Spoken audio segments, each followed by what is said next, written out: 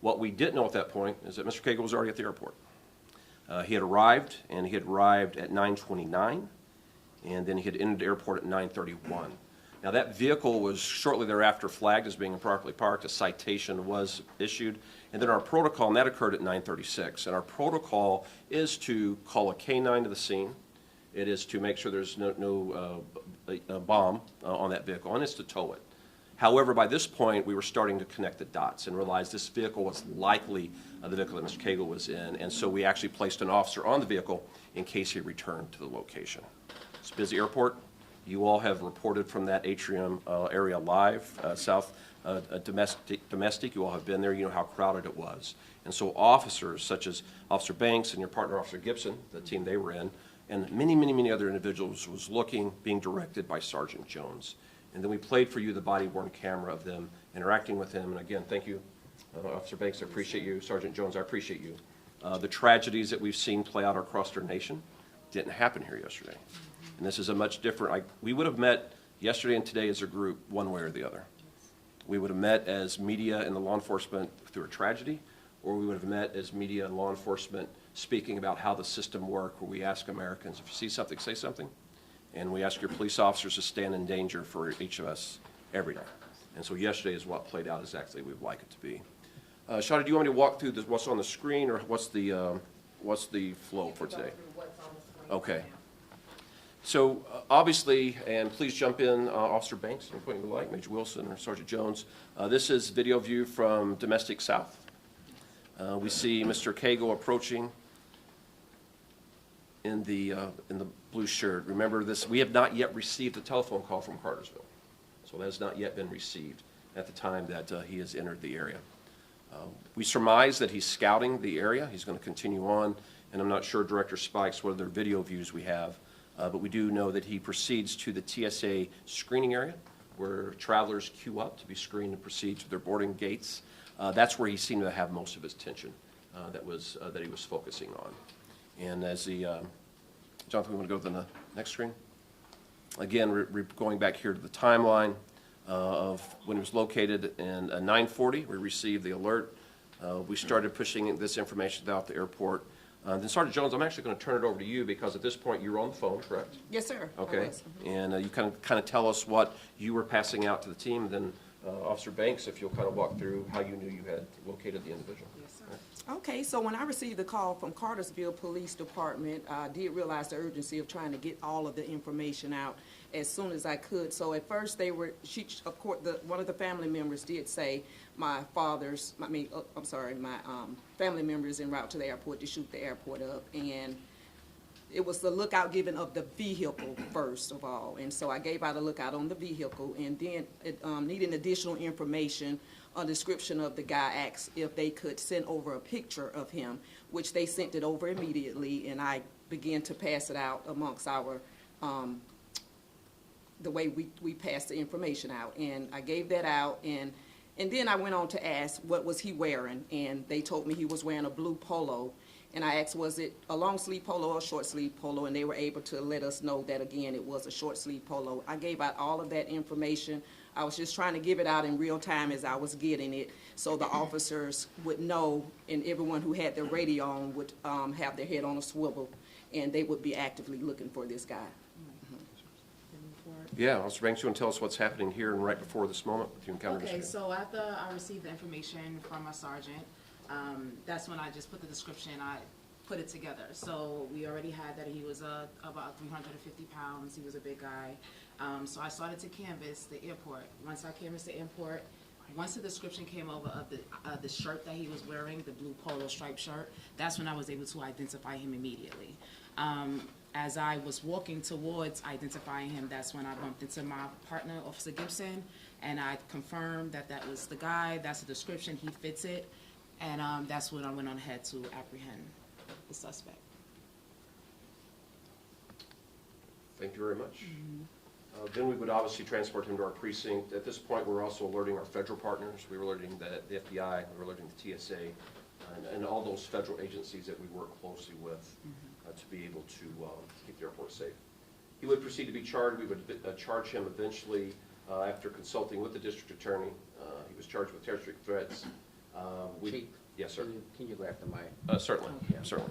Thank you, sir. And then going over the charges that we charged yesterday, I think what's currently before the Clayton County courts now are 3 of the 4, which is terroristic threats, possession of a firearm during the commission of a felony, and possession of a firearm by a felon. Mr. Cagle was a convicted felon. He cannot legally possess the weapon, and so the FBI is working to determine where he was able to obtain that weapon. And it's my understanding, Major Wilson, that as of this morning, federal charges are also being applied, right? That's correct, sir. That's Okay. correct.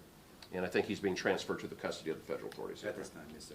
So that is transpiring today.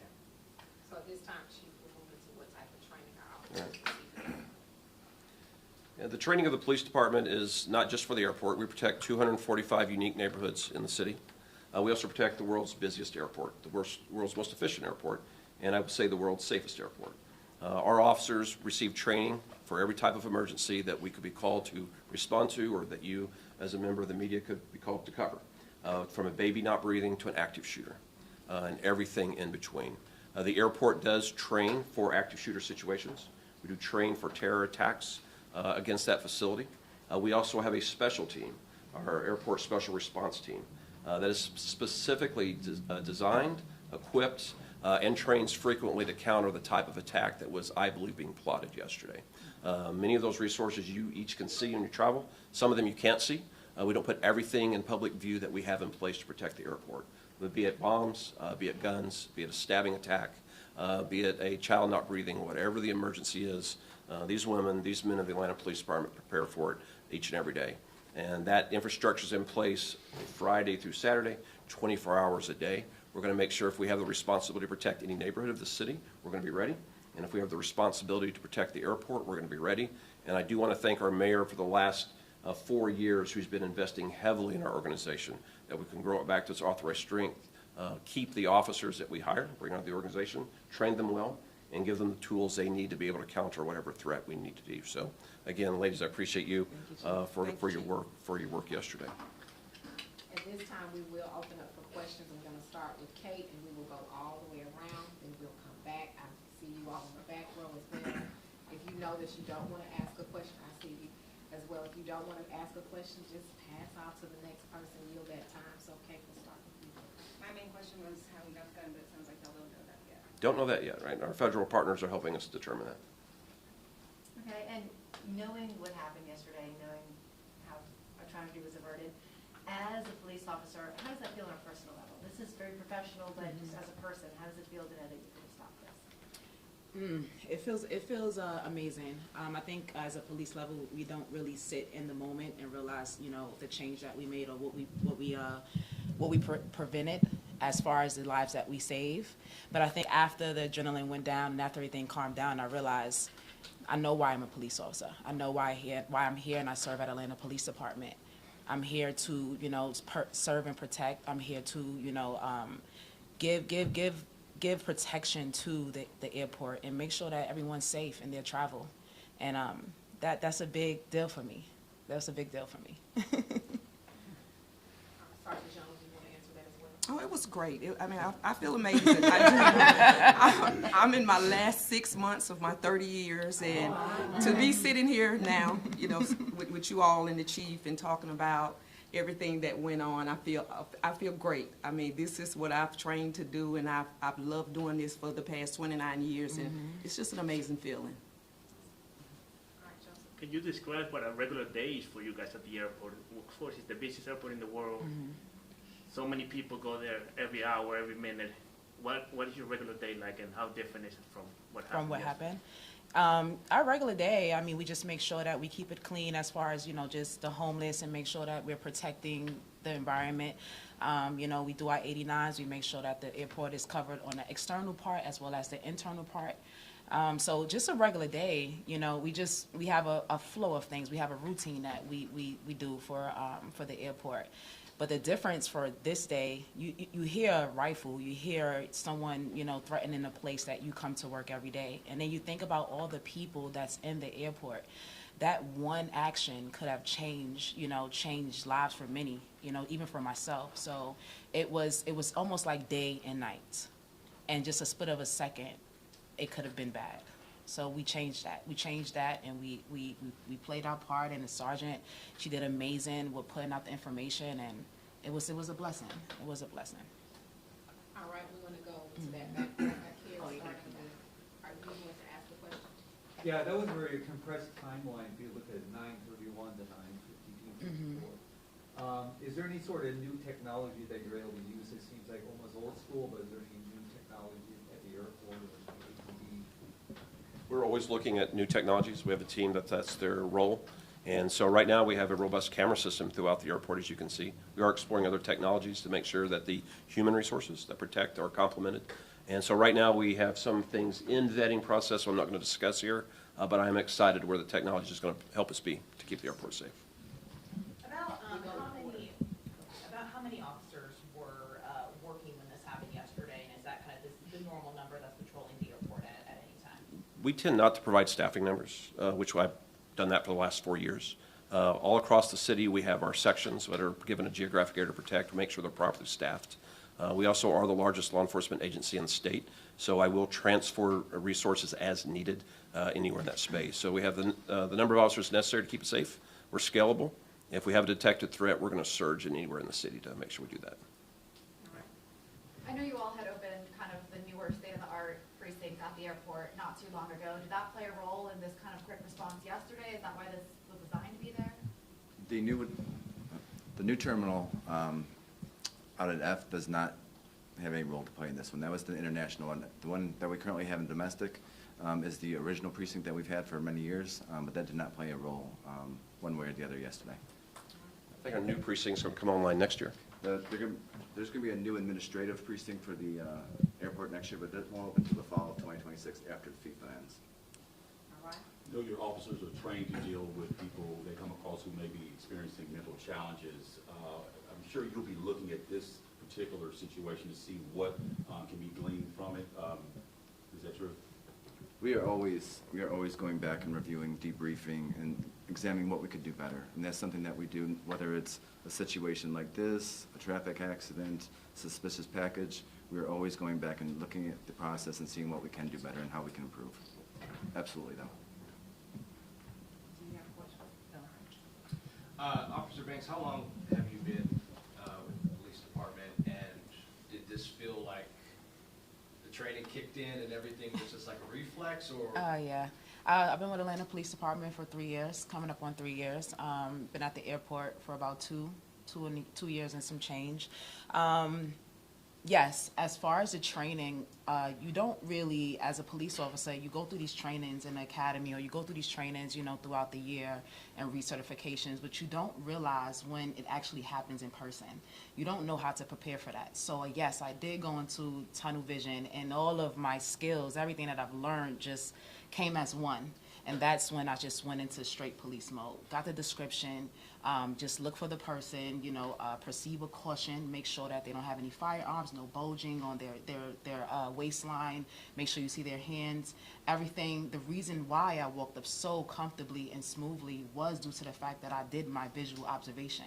And I was able to control the situation with just, interacting with him and making sure that I can, apprehend him the correct way. Thank you for doing this. Can you elaborate a little bit more about the threat? We've heard that he threatened to shoot up the airport. Have you watched the live stream video? If there are any more details you can provide, and did you ever consider evacuating the terminal or even putting it on lockdown? So I've not listened to the video myself. I know that was being conveyed to Sergeant Jones, and she was receiving the information.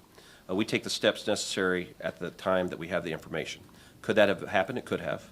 You got to remember, we were just minutes after the initial phone call being made. And so we were able to mitigate the threat, locate him with our first level of protection, which is our officers. We're always going to take the steps necessary to keep the airport safe. We have not listened to the video. We know the FBI is working on that as well. But for a family member who knows someone the best, to call and convey in the manner that they did, we knew it was serious. And that's why we started deploying the resources that we did. Sergeant, just to make sure, who were you talking to on the phone? Were you talking with the family, or? I was speaking with a family member and also the officer over at Cartersville Police. Tell me about that phone call. Like, what? That Were phone- they panicked? Like, I just want to Yeah, it was an ordinary great day at the airport. I'm in my last little 6 months, so to get that call, it made me stand up. It made me stand up and start taking notes. And again, I was internally panicking, like, oh, hurry up, let's get this information out. As you're getting it to Tawana, don't write it down, just give it out right now, so the officers can hear what you're hearing. And that's exactly what I did. My heart was beating fast. I'm like, okay, I haven't heard any gunshots or anything go off, so we're good right now. Let's just get that information out to prevent that from happening. But what was that family member? What were they sounding? They panicking? The family member didn't sound panicky. They were very calm, and they were so giving of the information, and they were very cooperative. And I thank them for calling and giving that information. And like I said, it was a panic. It was get that information out. I saw in the video of the Hang gun. on, Oh, before I'm we sorry. go on, we go in order. I'm so sorry. Taisha, and then I'll come to you, Taisha. Okay, that was exactly what I was gonna ask you, so thank you for that. But, Officer Banks, everybody in the newsroom wants to know, when you put your hand out, that was your hand, right? Yes. And it seemed like at that moment, that's when you were like, you knew. Can you just describe to us exactly what was going through your mind? You had already tapped into all your training. What were you thinking? To be honest, it might sound, strange, but as a police officer and all the training, I was scared. It was fearful for a second. Just knowing the size difference, just knowing, there are things that can possibly happen, and you have those scenarios in your mind as a trained police officer. You think of what can happen in seconds. I mean, it moves so fast. So as I put my hand on his back, that's when I knew, okay, it's time. It's time to put the cuffs on him. It's time. This is the person. So it was almost like a understanding that this is what I have. This is the person. I'm very sure. I know this is what we have, and I have the assistance of all the other officers and units that we have at the airport. And then that's what the comfort came to know. Yeah, that it was time to put him in cuffs. And in that moment, did you feel the lives saved? Like, Yes, I felt that something shift. I felt that whatever he had in his mind that he was going to do, I was there to stop it. thank you. Mm-hmm. In the photo with the gun in the back of the truck, there was a bullet next to the gun. Did he have a round chambered in that weapon, and how much more ammunition did he have on his person or in the truck? I don't believe the weapon was actually, a round was chambered, but there was a magazine with 26 rounds, and there was a round on the floorboard when we inventoried the vehicle. There was also, I believe, 2 spent shell casings that were also recovered inside the vehicle as well. Officer Jones and Sergeant Jones and Officer Banks. Yes, sir. Can you, knowing that you both knew the motion taking place, can you just give us your perspective of knowing that you kept people at the airport, calm? Can you speak about that about your training and things, instead of knowing that the people at the airport didn't know about the motion that was about to take place?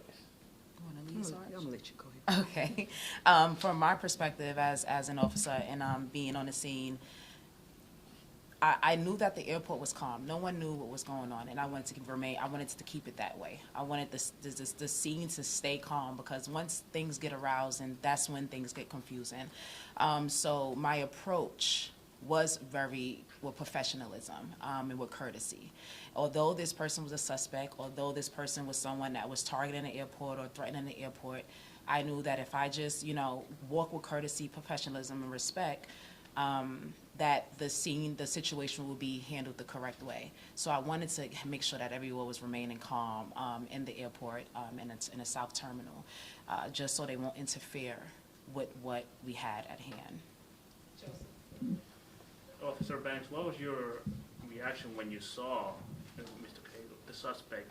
Was he just standing there? Was he calm? And Sergeant Jones, how did you guys alert the rest of the officers in the airport? Did you guys send them a text? Did you guys radio in? How was that process like?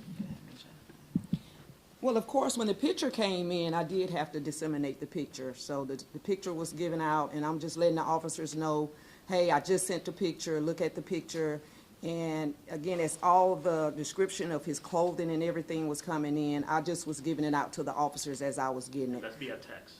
Via text No, message? over the radio, just over the radio. Like I said, I didn't want to write anything down and sit on any information. I wanted to go ahead on and get that information out because I knew time was of the essence. So that's exactly what I did. And repeat your question for me as About well. how, when you finally found him, how was he like? Was he just standing Okay, there, yeah. near the Delta area? What was he? When I noticed it, when I put the description together and I identified the suspect, and he was calm. He was just pretty much kind of scanning the place around, like just looking around and idling the area, pretty much looking like he was casing the area a little bit, just seeing what's going on and what people are doing. And he had his phone in his hand, so he wasn't irate or anything like that at the moment. He was pretty calm. Yeah. Tracy, what was the reaction of the travelers around you? I mean, everything that we see is pretty much focused on him. It looks like business as usual. Did people ever notice and recognize what was happening? I don't believe so. Like I said, I was in tunnel vision as far as doing what I needed to do to just get him in cuffs as quick as possible.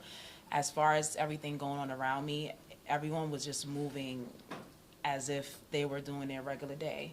And that's what we like to do at the airport. We like to make sure that if we have something or we have a call or anything like that, we don't like to make the scene bigger than what it is. We get our description, we get what we need from the sergeant, we do our canvases, we do what we need, and we make sure that we apprehend them and take them immediately to the precinct, and then we can further our investigation. And was there any kind of a mental health evaluation? Yeah, that would be ordered by the courts, and so we would not carry that out, but the courts would. Going back to that side. Fox 5, any questions? Faith? You had mentioned that We're there gonna go was with Faith something first, and about then the we'll come to video. you. We'll go with Faith first, and then we'll come to you. Thank you. Officer Banks, you mentioned that he had his cell phone in his hand. Was he still live streaming at the time? I'm not sure. Yeah, he was way too tall for me to even see. all I saw was I just need to get his hands. That's it. All right, next question for her, Faith. You had earlier mentioned something about the change in the video, like a timestamp. So that we added the 9:36, we were able to get Taisha asked a question about the vehicle being ticketed on yesterday. We were able to find out that it was at 9:36 that it was ticketed. So that's the only change from yesterday's presentation and today's, is the 9:36 was added. All right, I see your hand. I used to be a teacher, so. For Chief and for Major, can you further explain what's going on with the feds? Was it handing over the case or handing him over? Yeah, we were notified this morning that there would be federal charges. I did speak with the special agent in charge of the FBI today. We were in conversation yesterday. He was here at the press conference with us. So they are bringing federal charges. And then we were advised that he was being turned over to federal custody today from the Clayton County Jail. And that should have taken place already. All right, now I'm going. Sergeant Jones, I know you've said a couple of times about the urgency that you had of getting the information out there, and I know the chief had mentioned yesterday that, he believed that the suspect was going back to his truck to get the weapon, and I know, from where he was found, I mean, that was just, a matter of feet from the door there. What's kind of your thought process of knowing that if it was just a few minutes, difference, this could have been a completely different situation? And when that call came in, that's what I thought. I was thinking of that exactly. I was saying, get the information out right now because time is so important. Like a bullet, it's quick. So I was like, let me just get this out to the officers again right now to every ear that's listening so everyone's head would be on a swivel. So again, once they seen anyone who could possibly fit that description, that we were stopping those individuals and trying to investigate. Mm-hmm. So it's important for you all to know, we're gonna go back on one video. Jonathan, this is the video where, I think it's where he's being handcuffed. I know we've had members of the media, go to the next one, Jonathan, who've asked, what was it like looking, and this is where Major Wilson, I'll have you respond to it's the next video. Go back, and I'll show you what I'm talking about. If you just go back, I'll show you. And this is, go back again. So here, we have officers, and if you can speak to it, someone did ask on yesterday the number of officers, and we're not talking about staffing, but just to show you that there were officers who were on alert, ready to find this particular suspect. So Major Wilson, if you can talk about what we see and what's going on. Absolutely, you just did a video, John. So an Officer Banks. So an Officer Banks engages him, and she rotates and faces the windows. There's going to be a balcony that's going to be on the left-hand side of the photo, of the screen. You'll see 4 officers that are on that balcony as well. One of them is a member of the ASRT team, and then 3 of them are canine handlers who put their dogs up and started to patrol and canvass as well. But right there. Yeah. Those officers are all there. So when Officer Banks came over the radio and said, "I think I have him," their attention was piqued, and they started to look over, and they immediately saw him. So they were there to assist. But that goes to show, again, the scale and the scope that we went through to go ahead and make sure that everybody was out there, everybody was searching, for this individual. The other thing I'd like to say, Sergeant Jones did a fabulous job, really did. Officer Banks, Officer Gibson did a fabulous job. But the whole thing started with when the call came into our administrative assistant who sits at the front desk. So I just want to give credit to everybody in the Atlanta Police Department. She recognized the importance and the seriousness of the call, and she immediately escalated that call, because we get calls, I can't even tell you how many calls we get that she, has to go through every day and, determine, who does it go to? Is that person here? She wasted no time, identifying the seriousness and the magnitude of the moment, and she immediately got a hold of Sergeant Jones and made sure that situation was escalated. So again, at any point in time, this could have been a totally different conversation had that link in the chain been broken and someone said, "You know what, I'm going to wait a minute, or I wait 5 minutes." Again, everybody, I couldn't be more proud as a member of the Atlanta Police Department or as the commander of the airport section for what everybody did. Everybody pitched in and immediately, began to do their job. I mean, what we expect them to do, what we want them to do, everything just laid out and played out perfectly. And again, I just want to reiterate, I couldn't be prouder, again, to be the commander of the airport and of the actions of all of my officers and of Sergeant Jones. I've known Sergeant Jones for 20-plus years. When I came on as a rookie, she probably had about 6 or 7 years on. But again, I called her last night at about 8 o'clock at night, and I personally said, "Hey, I'm just really so proud of you. You did a fabulous job." And again, as we all keep talking about the number of lives that were saved, we'll never know, and thank God we will never know. But again, it's all from the great work of, the men and women of the Atlanta Police Department and the airport section. Who's the team member that answered the phone? It's going to be Ms. Tharp. Ms. Tharp. Ms. Tharp. But and the chief and the whole command staff does an excellent job of, encouraging all of us to go ahead and make sure we recognize all of our employees. And we have an excellence award, and she's on it as well. Okay. But she, again, did a fabulous job. And back to the training part, our ASRT team has several members that are former members of the academy, and we train, small groups of 5 or 6 officers on a weekly basis for active shooter, incidents. And again, it's the chief always encourages us to innovate, to try and do things, to bring new trainings, to bring new things to your officers. And again, we can't always give them everything they want to make them happy, but we can give them things like the extra training that shows, like, hey, you have a day where you can go learn something, when you can go have some fun, you can go, train with your fellow, officers. And that's what we try to do at the airport. We really have a great system out there. And I'm, again, super proud of my ASERT team. Those guys are the consummate professionals when it comes to handling anything that, would, relate to a terrorist attack, a lone gunman, anything of that nature. They do a fabulous job. They train all the time. Many of them are former SWAT members. So again, when the chief talks about the resources that we have on hand, we have the resources on hand. We have what we need to do to make the airport safe and secure each and every day. And I think, that's really what the message is. We are prepared for whatever happens out there. We really are. All right, we're gonna do a couple more questions and then we're out. So I'm gonna go to Faye, Taisha, one to you, Joseph, you had 2 times. I'll come back, I gotta also be mindful of time, okay? And I'll come to you as well. This is for either Chief or Major Wilson. You've talked about the security of the airport, how your officers were vigilant and they're doing everything they can to prevent crime. Should the average person expect any changes outside or inside in light of this? We're going to always keep the airport safe. So we look at things that happen around the globe. Something can happen in another American city, we're going to adjust. Something can happen on the other side of the globe, we're going to adjust. The Major and I were on the phone last night talking about adjustments we were going to make over the next few days. We don't always provide that. You're all law-abiding citizens. Your viewers, readers are law-abiding citizens. But we don't want to put some of that out there. But we're aware there can be copycats. We're going to be ready. And we're going to make sure that we take lessons learned from around the globe. Mine kind of similar. I was just gonna say, since the truck was sitting there for 5 minutes and it was kind of positioned oddly, can people expect to, you know, be told to move or be approached if they sit there too long? And that's happening now. That was happening before yesterday. Oh, it happened. It happened, all right. That's why I was surprised. So that could always, right. So we're going to continue to move vehicles along. The protocol we have in place is direct to move, right? Ma'am, sir, you got to move along. So the individual was out of his truck and moved on in 2 minutes. So all it takes is the person to be walking back. So there's no one to tell to move along. The protocol was enacted, sight, tow, check to make sure it's not a threat. We paused that when we realized it was the vehicle that we were looking for and he may return to it.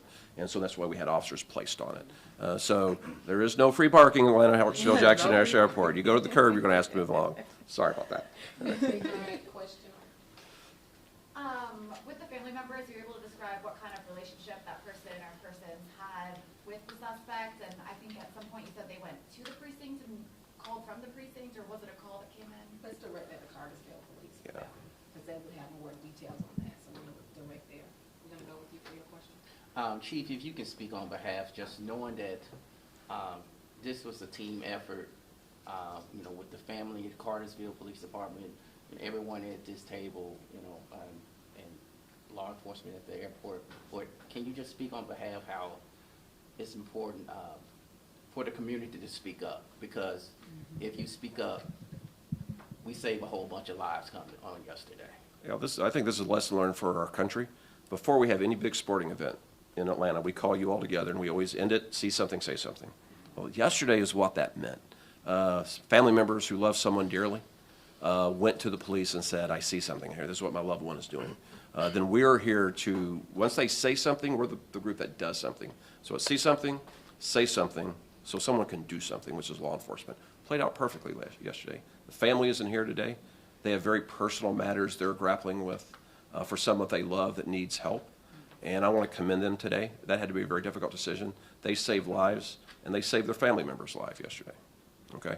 And so they are to be committed. Cartersville Police Department, almost an hour from our city, did what they were sworn to do in Cartersville by protecting Atlantans and global travelers. And then I'm glad you all are seeing today what I see each and every day. Commitment, compassion, who wear the Atlanta uniform to protect our city. I'm glad you're getting to see it today. I get to see it every day, and that's why I come to work. And you're getting to see it from two individuals of our department that protect you with a passion, believe in what they do, and believe in this profession. And I called them both yesterday and thanked them because I was very proud of them. And I'm glad they're here so you can see them and that you're encouraged by the police department. This is the norm of the Atlanta Police Department. The news does not define this organization. This is the norm. And so, again, thank you both. Very, very proud of you. Thank you, Chief. Yeah. All right, Joseph, you're our last question. Of course, you guys released a new timeline with 9:36 is the time you guys issued the ticket. Did the officer who issued the ticket see the gun at all? See the dog inside the car? What transpired with the car after, before Mr. Cagle was arrested and after he was arrested? Yeah, the car was not going to be able to be approached again. We were pushing resources to that area. I can't say when he saw the dog. I know we knew there was a weapon in there. I don't know what point, Major, that we... Well, first of all, it was ATL enforcement, the officers that you see on the curb that help people across the roadway or move people off the curb. They're the ones that issued the citation. And when one of my officers came up, and he was coming along the curb, and he asked the officer from ATL enforcement, he's like, hey, we're looking for a white and colored Chevrolet truck. He's like, I just cited one right back at S1. And so my officer went down the curb, and that's where, again, things gradually begin to fall into place. But the ATL enforcement officer didn't see the weapon inside the vehicle. I don't know about the dog, but again, he wasn't aware of the weapon at that time. All right, that's the last question for us, but normally when it comes down to this, the role you would have played yesterday could have been a different day for you as well. So it's important to understand why we did this. We did receive a lot of inquiries about this, but it's also important to remember that your day would have been a lot different had this man been able to carry out his desires. So I normally wouldn't ask this, but I do ask you as members of the media to give these officers, the officers as well as this sergeant and major and captain a round of applause for this.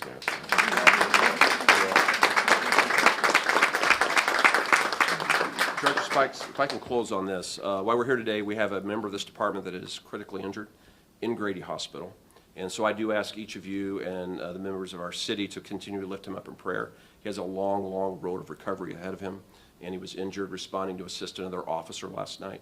So keep him in your thoughts and prayers. I ask Atlanta to do that. And I want to commend the incredible work of Grady hospital medical staff, who I watched last night work frantically to save his life. And so for those heroes at Grady Hospital throughout the region that serve in the medical field, I want to tell you I thank you and I appreciate you, but I do ask Atlanta to please keep our officer in your prayers, please. All right, thank you, Director Spikes. So can we get full That being names? said, Can we get we full? will, we'll provide that on the back end. But that being said, if you officers on the stage. Thank you, John.